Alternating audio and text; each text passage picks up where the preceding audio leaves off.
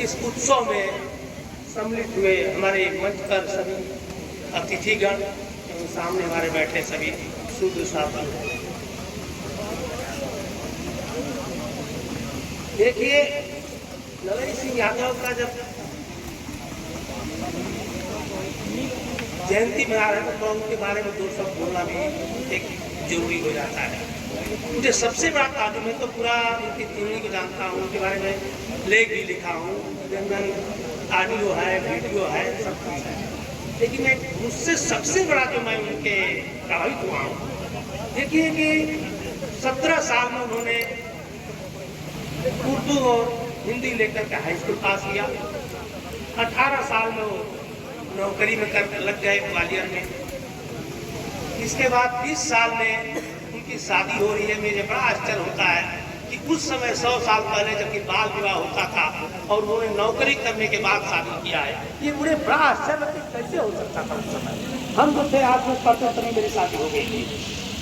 तो कुछ चीज़ें ऐसी हैं उनके साथ की बहुत ही सोचनीय बातें हैं। सबसे बड़ा दुर्भाग्य है कि वो नौकरी करते हुए अध्ययन भी करते गए, पढ़ाई भी करते गए, मेहनत और संघर्षशील रहे और जुझारू रहे।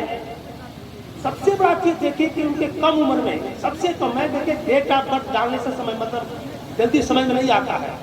सिर्फ 28 साल की उम्र में सोचे कि उनकी वाइफ का देहांत हो जाता है। 28 साल की उम्र में आज लोग शादी करते हैं, 28 साल की उम्र में उनकी जो है पत्नी मर जाती है, फिर भी उन्होंने शादी तक नहीं किया। 35 साल की उम्र होते होते एक लड़की जो उनके पास एक सहारा थी वो भी चल बसती है। पिताजी भी थोड़े समय के बाद चल बसते हैं। मतलब पूरा का पूरा अकेलापन हो जाता है। फिर भी आप इस अकेलेपन में भी शादी नहीं किया, आपने किसी भी तरह के भौतिक सुखों की नहीं इच्छा की और देश और समाज के लिए, ब्राह्मणवाद के लिए, चाहे जो भी हुकूमत है, उन्होंने अंग्रेजों से भी संघर्ष किया। स्वतंत्रता के बाद तो अपने देश के अपने ही देशवासियों से, चाहे अपने एडमिनिस्ट्रेशन से, चाहे उनसे भी संघर्ष किया। यहाँ तक कि अपने घर और परिवार से भी किया, अपने पट्टीदारों से भी किया।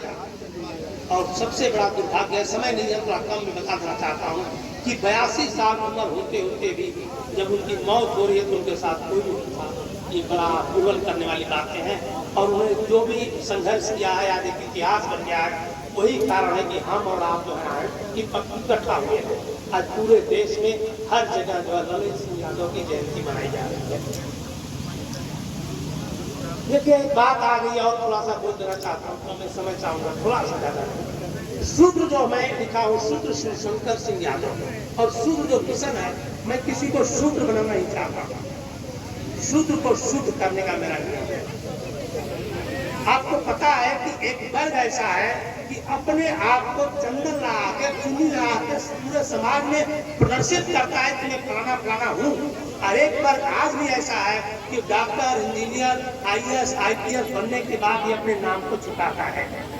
आखिर के व्यवस्था कब से, कैसे और कब तक चलती रहेगी, इस व्यवस्था के खिलाफ मेरा संघर्ष है।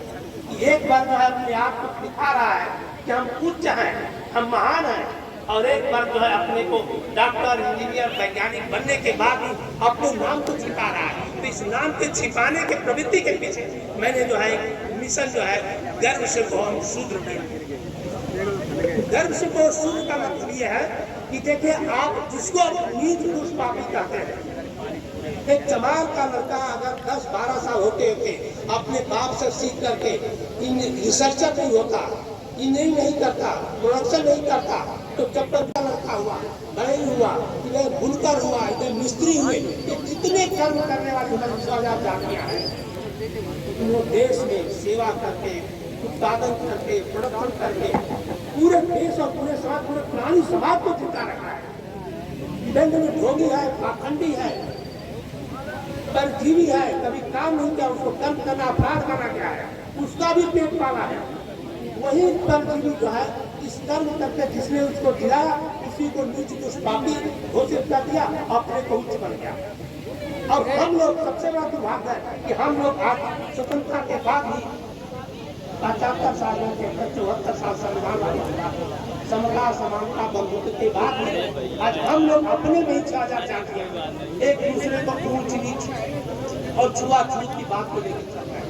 ये दुर्भाग्य है। अब हम किसी भी ब्राह्मण को दोष नहीं देना चाहते। अब ब्राह्मण दोषी नहीं है, सबसे ज्यादा सा हम लोग दोषी हैं। हम लोग भी अपने आप को छोटा बड़ा नीच ये अपनी मानसिकता लेके पाल रहे हैं।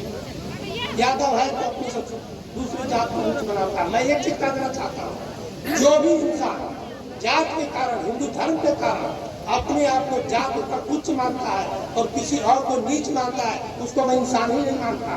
वो मानवता के लिए कलंक है, वो हैवान है और यही जो धो भी रहा है।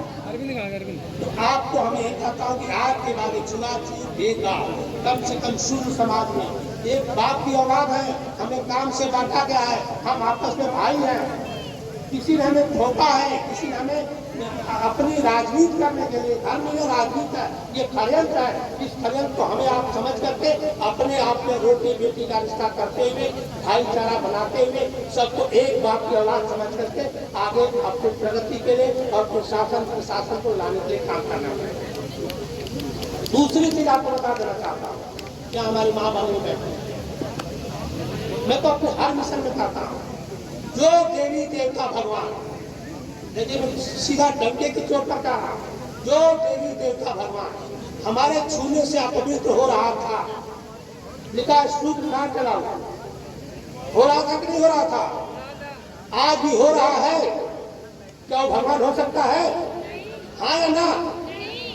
आज हमारे घरों में पहला की तरफ है, कोई कैलेंडर से आ रहा है, कोई फोटो से आ रहा है, कोई किसी तरह दुकानदारी से कोई सामान कर जाओ, आपको कैलेंडर दे दिया, जाओ भगवान को ले आओ।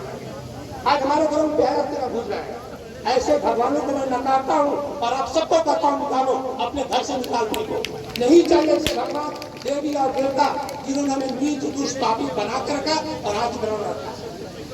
तीसरी बात, जिस व्यवस्था में, जिस परंपरा में, जिस धर्म में हमारे बाप दादा परदादा नीच दुष्पापी थे कि नहीं थे, आज भी हैं और पता नहीं कब तक बने रहेंगे। मैं अपने ब्राह्मण साथियों से पूछता हूँ, वीरेंद्र मोहन भागवत से भी सवाल करता हूँ कि भाई अपनी नियात दे दो, 10 साल 15 साल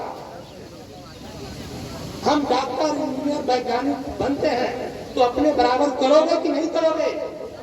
क्या सवाल गलत है कि सही है? बराबरी का हक चाहिए कि नहीं चाहिए? हमारा हक है कि नहीं है? बराबर होना चाहिए कि नहीं समाज में? अगर नहीं करते हो तो तुम्हारी परंपरा को, तुम्हारी व्यवस्था को, तुम्हारे धर्म को हम लात मारते हैं और सभी को कहता हूँ लात मारो। ऐसी परंपरा, ऐसी व्यवस्था नहीं चाहिए जो हमें नीच दुष्पापी बना के रखा है। साथियों, समय कम है, मैं एक चीज और आप लोगों को बता देना चाहता हूँ कि इस देश का दुर्भाग्य रहा है। हम लोग बार बार हम देखा, हमको पूरे देश भर घूमा, पूरे देश में मुझे यही शिकायत मिलती है। उसको मंच नहीं मिला तो नाराज हो गया, उसको भाषा दिया तो नाराज हो गया, कहीं अपने में। तो जब आप अपने में ही छोटा बड़ा ऊंच नीच और अपने में ही नाराज बनते रहोगे, क्योंकि ब्राह्मण को दोष देना अपराध है, आप ब्राह्मण को दोष मत दीजिए।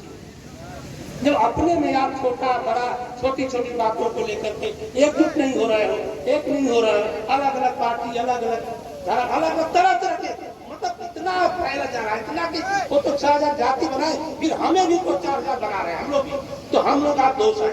आपको बता देना चाहता हूँ कि हम ब्राह्मणों का दोष इसलिए नहीं देखते, अपना दोष इसलिए है कि आप सोच सकते हैं कि 300-400 साल पहले ब्राह्मणों का वर्चस्व कितना था।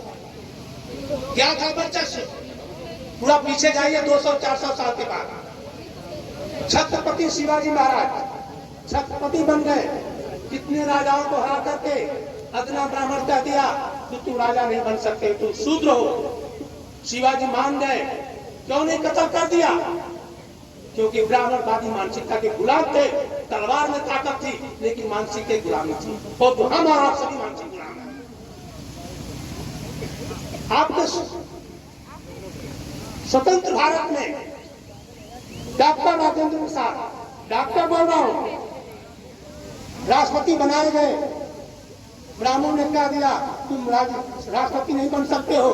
नेहरू ने मध्यस्थता किया, कहा कि 101 ब्राह्मणों का पैर धो पानी पी जाओ, शुद्ध हो जाओ, राष्ट्रपति बन जाओ। ये कलंक है हमारे ढांचे का, इस भारत देश का, कि पहला स्वतंत्र भारत का पहला राष्ट्रपति एक कलंक धो करके गया है देश को। अरे आपको क्या बताऊं, भगवान रामचंद्र की वेद संध्या पर जाने से पहले किसी भी अपना ब्राह्मण का पैर पूछते थे, पूजा ही विप्रपद किए नींद बस नहीं। रामचरित मानस में लिखा, मैं अपने तरफ से नहीं कह रहा, ये वर्चस्व था। उसी वर्चस्व को स्वतंत्र भारत की कोशिश की जा रही है। आप सोच सकते हो कोई आदमी करोड़पति बने तो लखपति बनना चाहेगा? हर आदमी अपने वर्चस्व को बनाने की कोशिश करता है। तो जिसका वर्चस्व था आज खत्म हो गया है। कुछ मुगलों मुसलमानों ने खत्म किया, फिर अंग्रेजों ने खत्म किया, फिर बाबा साहब अम्बेडकर ने संविधान लिख करके पूरा सत्यानाश कर दिया। इनको मौका मिला है 100-150 साल से, उस वर्चस्व को मौका मिला है तो फिर से लाने की कोशिश कर रहे हैं। ये हमें और आपको समझना पड़ेगा। वो कोई गलत नहीं कर रहा है, हम लोग गलत। देखिए एक ही सामाजिक पॉलिटिकल पार्टी है और सभी सामाजिक संस्था एक पॉलिटिकल पार्टी को बना कर है। 15% अपनी जात पात छुआछूत इधर ब्राह्मण क्षत्रिय बस सब चीज भुला करके भाईचारा बना करके एक साथ एक मजबूती से खड़े हैं। और हम लोग क्या है, हजारों पार्टियां हैं, एक भी सोशल सामाजिक संस्थान है। ये दुर्भाग्य हम लोग का, उनकी त्रासदी है, उनकी त्रासदी है कि संविधान को नहीं मान रहे हैं।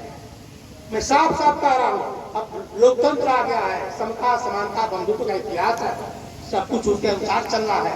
मैं तो अपने ब्राह्मण साथियों को बोलता हूँ, भाई अपने में परिवर्तन करो, मानसिकता बदलो, अब संविधान के अनुसार करो, सभी को भाई समझो, भाईचारा लाओ और तुम भी आगे बढ़ो, हम भी आगे बढ़ो। इस तरह से देश को आगे बढ़ाना है। कि हम कहते हुए यही सभी से शुक्रिया, धन्यवाद, जय हिंद। बड़े पैमाने पर चला रहा हूँ, आपको बिलीव नहीं होगा, लिखते लिखते हर चीज को लिख डाला। कोई विषय नहीं बचा जिस पर लेख न लिखा, कोई विषय नहीं बचा। सर्च करके रिसर्च कौन सा लिखते लिखते आज आपके सामने है 4 किताबें हो गई। पहली किताब है गर्भ से तो हम शूद्र है, एक किताब है मानवीय चेतना, एक है किताब ब्राह्मणवाद का विकल्प शूद्रवाद जिसको राजनीति करना इस पर आ जाएगा। एक है यादगार लफ्ज कि हमारे बचपन से लेकर के आज तक का संघर्षों का इसमें लेकर और सामाजिक चीजों पर लेकर, ये चारों किताब आपको गूगल पर मिलेगी। शूद्र शिवशंकर सिंह यादव आप डालिए, अपने आप अमेजोन पर अपनी काफी किताबें अवेलेबल है, 30% रिबेट भी है और आपको फ्री डिलीवरी घर पर आ जाएगी। आप खाली मोबाइल पर बटन दबाइए, आपको मिल जाएगी। मेरा रिक्वेस्ट है इन किताबों को पढ़िए, दूसरों को पढ़ाइए, गिफ्ट भी दीजिए, क्योंकि नागरिक बहुत बड़ा पावर है। मैं भी किताबों को पढ़ा हूँ, बाबा साहब के कम से कम जितनी किताबें मैं पढ़ करके आपको बता रहा हूँ, आप भी पढ़िए, आप भी दूसरों को बताइए। यही कहते हुए धन्यवाद।